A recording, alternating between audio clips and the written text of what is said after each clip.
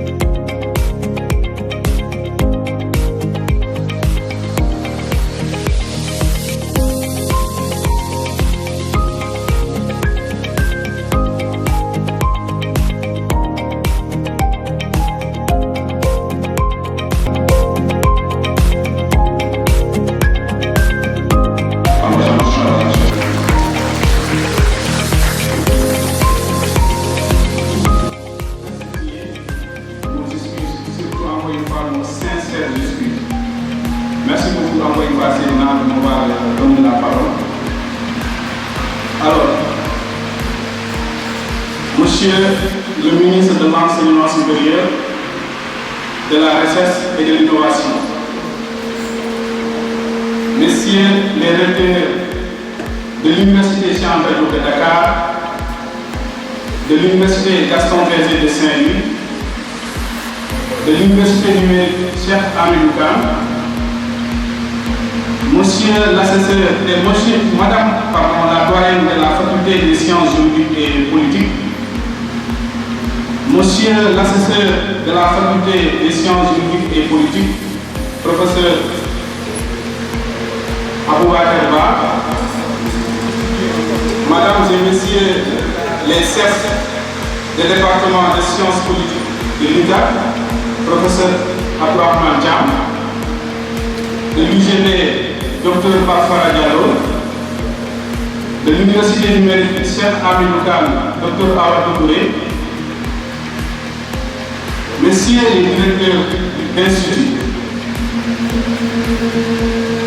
Mesdames, Messieurs les professeurs ici présents, chers marraines, chers parrains, chers présidents de sciences politiques, Mesdames et Messieurs, chers politistes et politologues, bienvenue à cette deuxième édition de Journée politique internationale JP de l'Association des étudiants africains en sciences politiques. À l'entame de mon propos, je voudrais d'abord vous faire une présentation de notre association à travers ses objectifs et ses perspectives. Association des étudiants africains en sciences politiques, communément appelée ASIASCO, est une structure officiellement créée le 19 mars 2023 à l'Université Gaston Berger de Saint-Louis par des étudiants politiques de différentes universités. Elle regroupe aujourd'hui 5 pays africains que sont le Sénégal, le Cameroun, le Togo, le Tchad, le Niger, le Bénin, la République centrafrique, la République démocratique du Congo, le Congo-Brazzaville, la Guinée, le Burkina Faso, le Gabon, la Côte d'Ivoire, le Burundi, le Madagascar récemment qui a adhéré aussi à l'association. L'association a pour objectif principal de promouvoir la science politique à travers des activités scientifiques. Ces activités sont entre autres des conférences, des webinaires, des ateliers de formation, des cours de recyclage, des journées politistes internationales et tables rondes.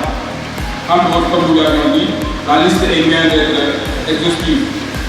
Outre des activités scientifiques, la structure tend à faire la promotion de la culture africaine, mais également du sport.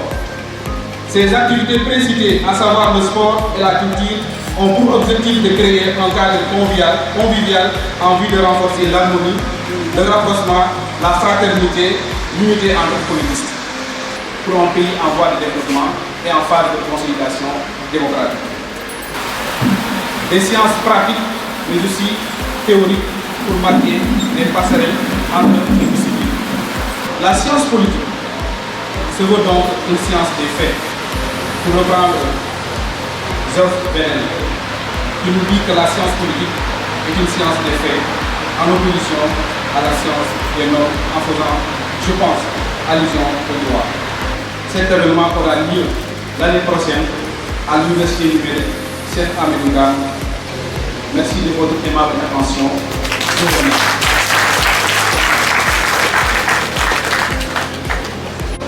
Donc, j'ai souvent l'habitude de dire que c'est l'un des rares politistes compétents pratiquement dans toutes les disciplines de sciences politiques.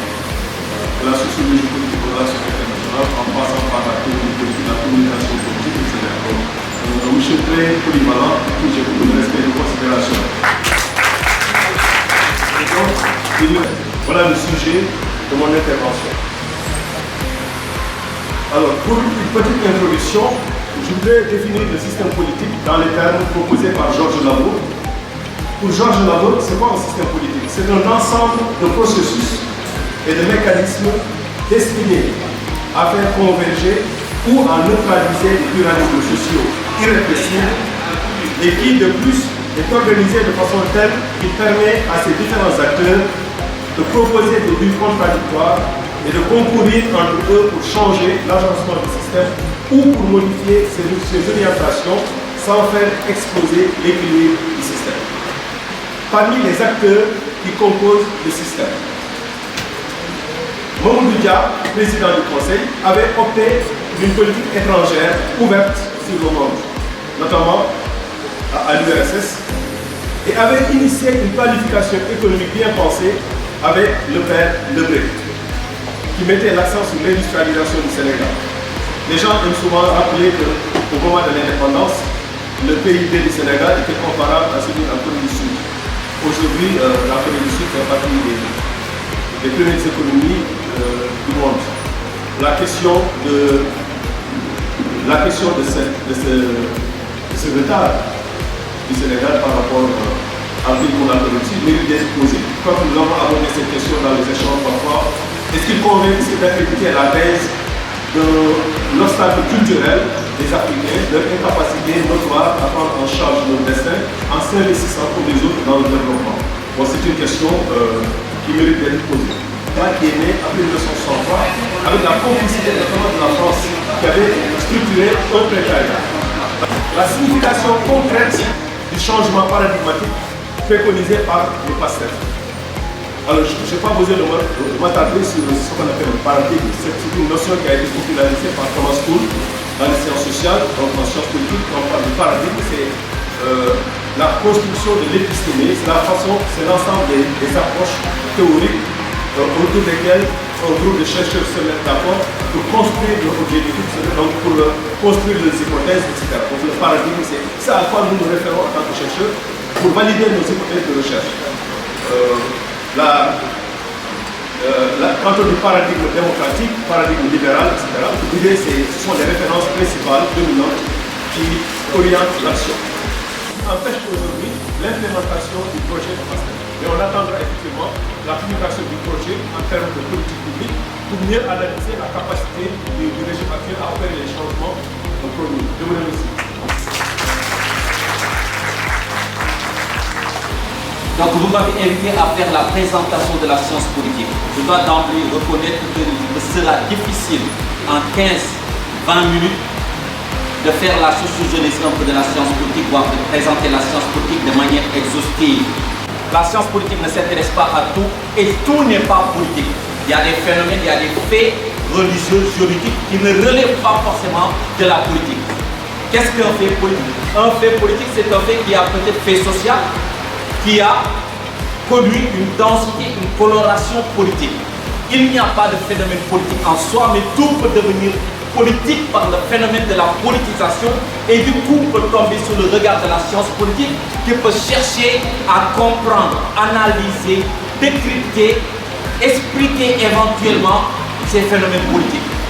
On est confronté à partir de ces discussions à deux problèmes.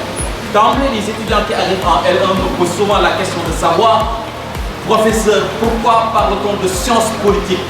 Est-ce qu'on peut accoler science à politique? Parce qu'on est habitué à entendre de la science comme quelque chose relevant du sérieux, quelque chose de rigoureux, alors que la politique nous invite à la polémique, à la discussion, aux invectives, à la politique, à la lutte, à la compétition politique. Notre premier problème donc se situe à ce niveau. Cette corrélation, cette approximation, cette proximité qu'on essaie d'établir entre deux concepts qui peuvent se révéler problématiques. Je leur ai dit en dépit de tout, ce n'est pas parce que nous sommes dans une familiarité avec l'objet politique, puisque tous les jours, la politique s'invite dans nos foyers. Nous vivons entourés par des sociétés qui sont politiquement structurées. Il y a des sociétés sans État, mais il n'y a pas de société sans politique. La politique est consubstantielle à nos États, à nos sociétés. Difficulté à part le fait de parler de sciences politiques, je reviendrai. Ce n'est pas parce que c'est la politique qu'on ne peut pas parler de sciences.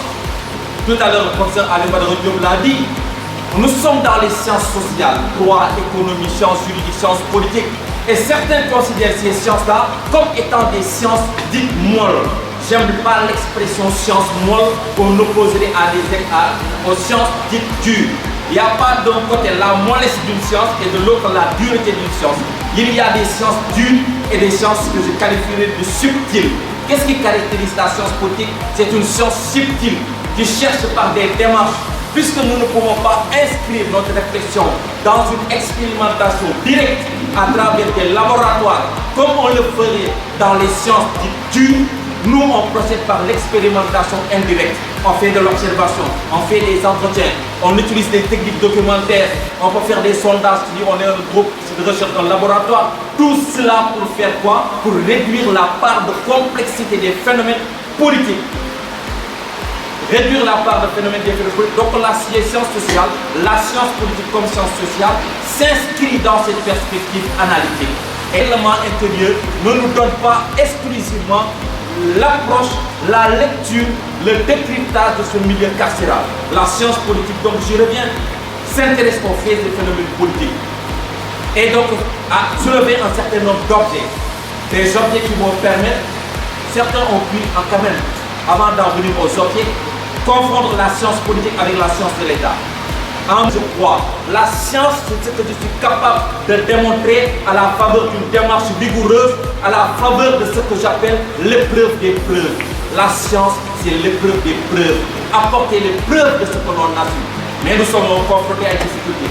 Comment apporter les preuves dans les sciences sociales, que c'est très difficile peut-être, comment apprendre peut-être la démocratie en laboratoire pour peut-être simuler quelque chose et obtenir une preuve concrète. Mais ce n'est pas parce que nous sommes face à cette difficulté, à ce déficit d'expérimentation directe, que nous sommes dans l'incapacité de produire une réflexion politique.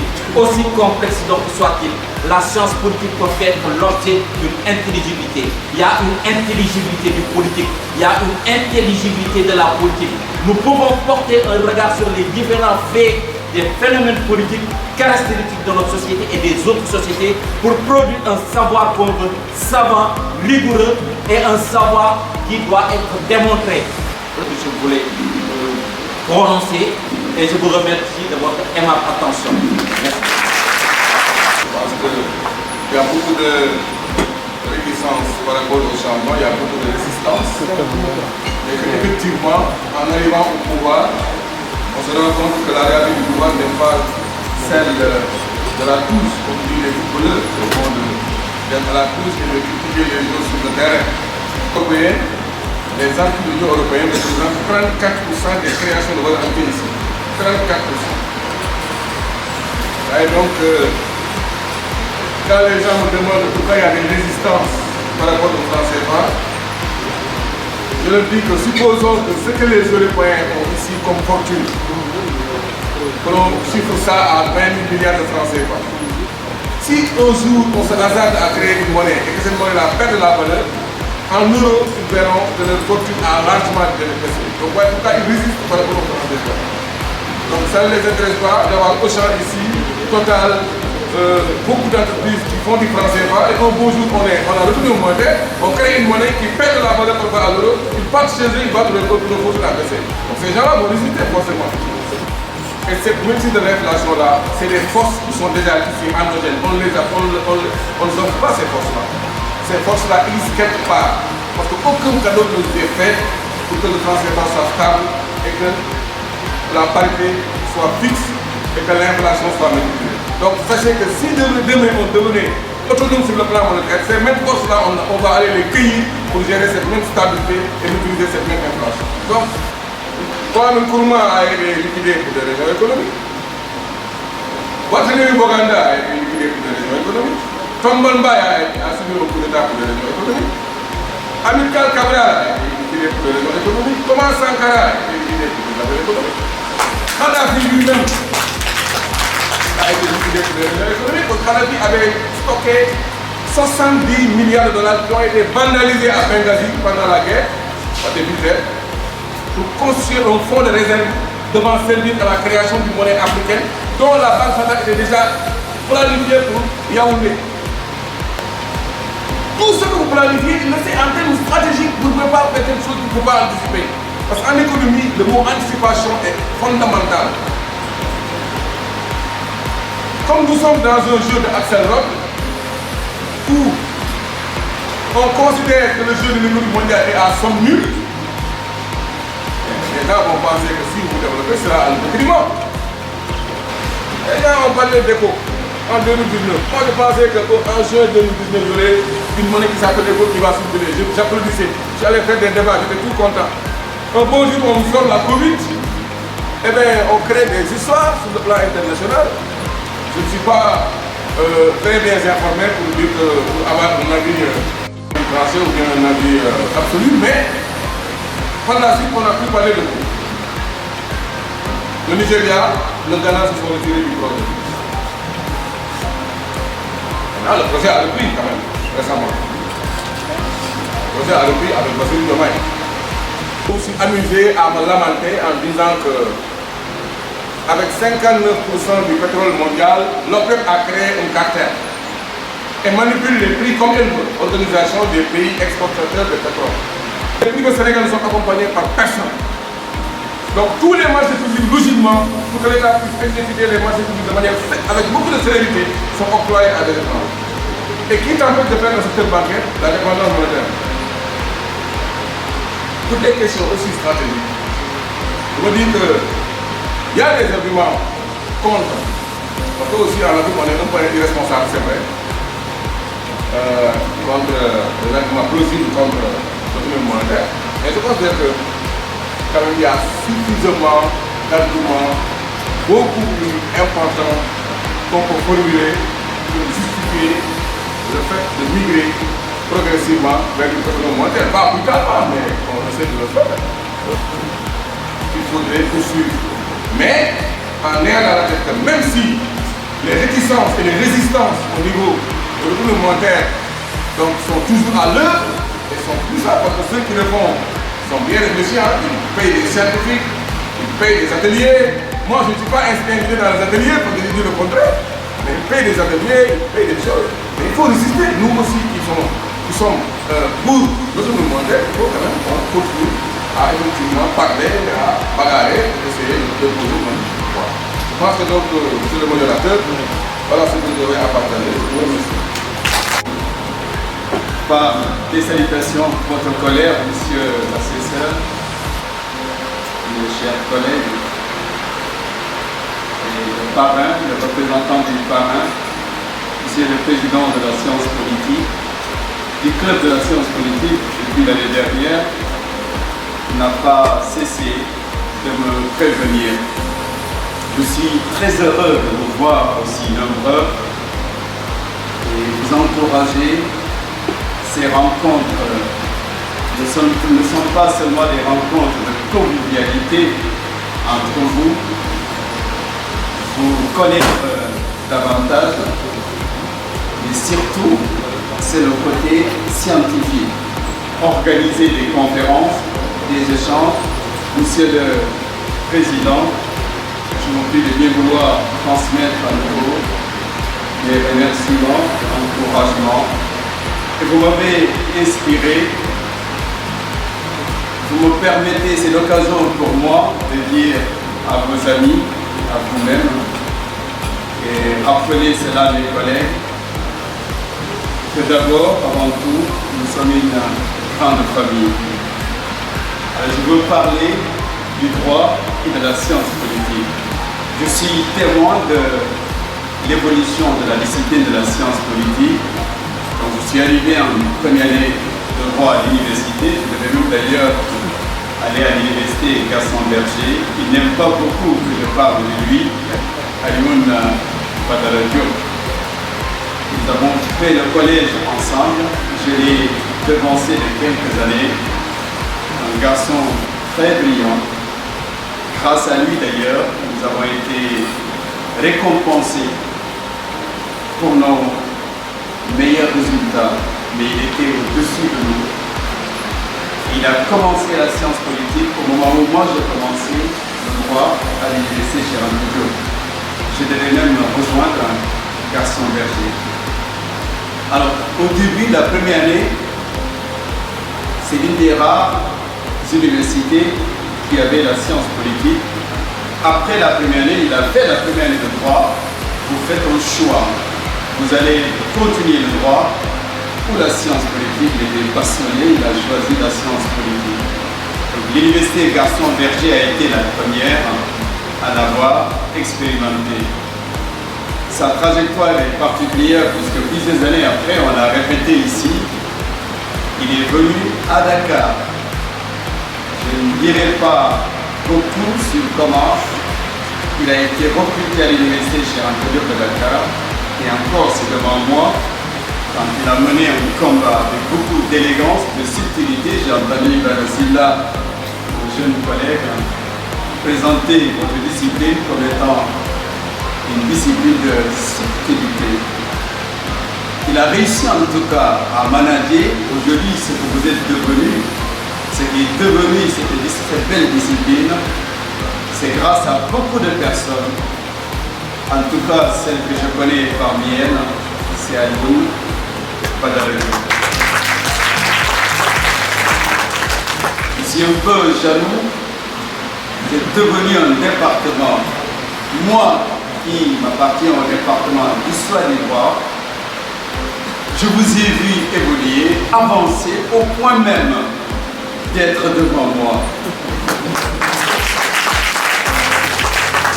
Cela me rendait jaloux, mais ce qui me freinait, je vais vous le dire. Laissez-moi revenir d'abord, Monsieur le Président, c'est cette famille que nous sommes, droit et sciences politiques. Les professeurs de droit public se permettaient de dire qu'ils sont des politiques. C'est eux qui ont enseigné la science politique. Ceux qui sont agrégés, c'est l'idée, agrégés de droit public et de sciences politiques. Certains même jusqu'à présent signent encore professeurs de droit public et de sciences politiques, reçoivent même des travaux à évaluer alors qu'ils ne sont que des publicistes. Ce qui parfois cause un préjudice à des collègues. Nous sommes ensemble. Vous ne pouvez pas dire, et je crois qu'Alioune pourra m'arrêter, que vous n'êtes que des politistes. Le droit, ça ne m'intéresse pas. Je ne vais pas trop entrer dans le domaine du droit.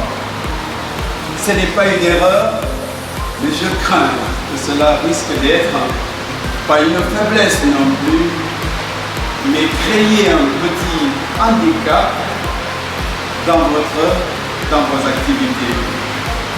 Le droit ne peut pas aller sans la science politique. La science politique non plus. Ce n'est pas pour rien que votre faculté s'appelle Faculté des sciences juridiques et politiques. Quand les économistes, nous avons un grand économiste qui vient de quitter, quand les économistes sont partis de notre côté, c'est devenu Faculté des sciences économiques et de gestion. Je ne suis pas conférencier. On m'a juste rendu hommage. On m'a invité à venir prendre la parole pour vous saluer. Cela m'a touché. Je ne dois pas donc continuer à être bavard. Je tenais en revanche à vous dire que nous sommes, Monsieur le Président, puisque c'est vous la vedette avec votre club, qu'il ne faut pas perdre de vue que nous avons une parenté tellement étroite que nous sommes des jumelles. Je veux parler de la discipline d'histoire du droit et la mienne. La mienne, pardonnez-moi, de la discipline de la science politique, la vôtre, et la mienne, la discipline d'histoire du droit. Je crois que ceux qui sont là, les experts dans votre domaine de sciences politiques, pourront vous confirmer depuis le début. Pour donner juste l'exemple de la section agrégation, nous étions tout le temps ensemble, histoire du droit et sciences politiques. On peut citer des historiens qui ont mené, qui ont gardé, qui ont conservé cette discipline de la science politique, qui ont développé des réflexions et vice-versa. Je veux que vous continuiez à retenir que nous sommes très inséparables. Soyons ensemble, menons les activités ensemble, travaillons ensemble, nous les étudiants. Et d'ailleurs, il nous est arrivé ces dernières années de recevoir les étudiants qui sortent du master histoire du droit, de la science politique en histoire du droit. Cela veut dire que nous, en tout cas de notre côté, dans notre domaine, nous sommes conscients que les deux disciplines, j'ai entendu Ibrahim Silla vous dire une chose, m'ayant énormément touché, et je le reprends, il a cherché à situer la science politique dans les sciences sociales. Ça veut dire quoi? Comment voulez-vous développer une réflexion si c'est une discipline parmi lesquelles le droit, l'histoire du droit, tout en ignorant les réalités du milieu, les réalités sociales? Le droit n'a pas de sens quand il se dégage, quand il est en dégagage par rapport à notre vécu.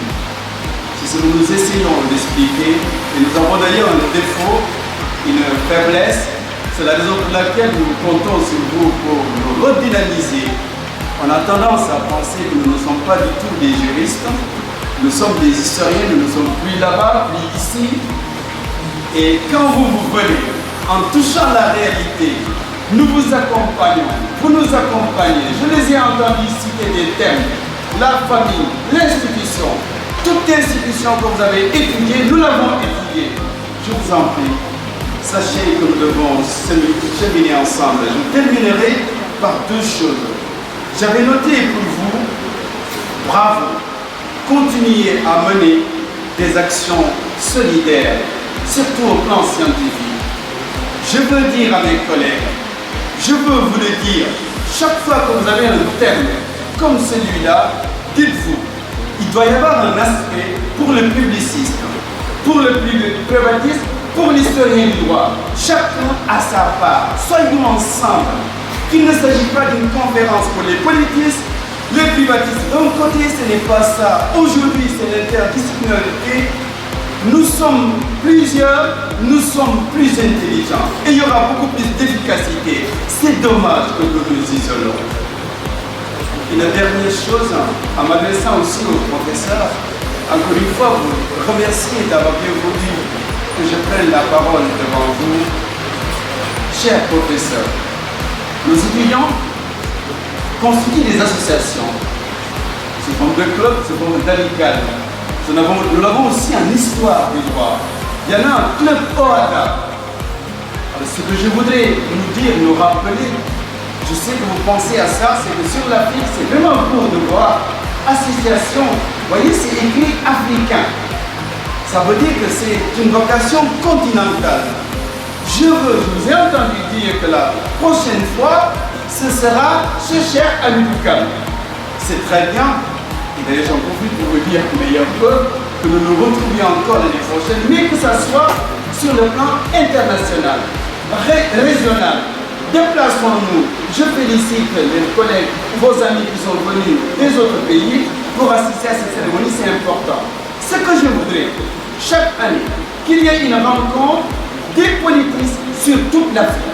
Ce sera le tour de la Côte d'Ivoire, on va se déplacer. Et on va profiter pour dire à nos étudiants quels sont les meilleurs travaux en thèse de doctorat, en mémoire, qui seront félicités, soutenus et ramenés au sein de l'Afrique. Je tenais encore une fois à vous dire merci.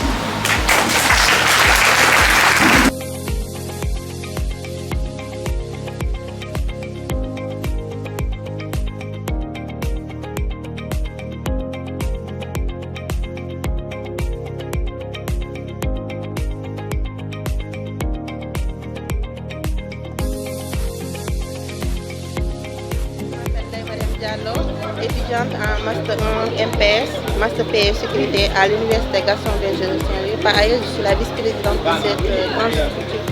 Alors, mon idée, je dirais que ça vient d'Ibrahima Diatta. Parce que pratiquement, ça a été un projet et il a abouti. Moi, j'ai adhéré, je pense que vers les années 2019, je pense. Lorsque j'étais en terminale, alors je ne savais même pas qu'est-ce que c'est que la science politique, mais c'est à travers les panels qu'ils animaient que j'ai fini par comprendre la science Et puis j'ai adhéré, d'où mon ambition maintenant de faire la science politique et je suis arrivée, machallah, donc alhamdulillah. C'est pratiquement qui est négligé. Et les professeurs nous ont donné cet amour. Pratiquement le panel est venu, je dirais plus que ce n'est plus maintenant une panel. C'est devenu une association. Et à travers cette association, on apprend beaucoup de choses, à faire aimer cette discipline. Et on comprend beaucoup de choses, les enjeux qui se passent autour de nous. C'est une discipline fascinante. Parce que pratiquement, c'était le cas du GB. Et nous ne serions pas là aujourd'hui si la première édition n'avait pas réussi. Donc c'est en grande partie cela. Mais bon, c'est pas facile, mais dans l'ensemble, on a pu réussir. Et on envisage aussi d'aller de l'avant, Inch'Allah. Parce que c'est pas facile d'organiser un événement, surtout celui-ci. Bravo à tous, Inch'Allah. Bien des merci.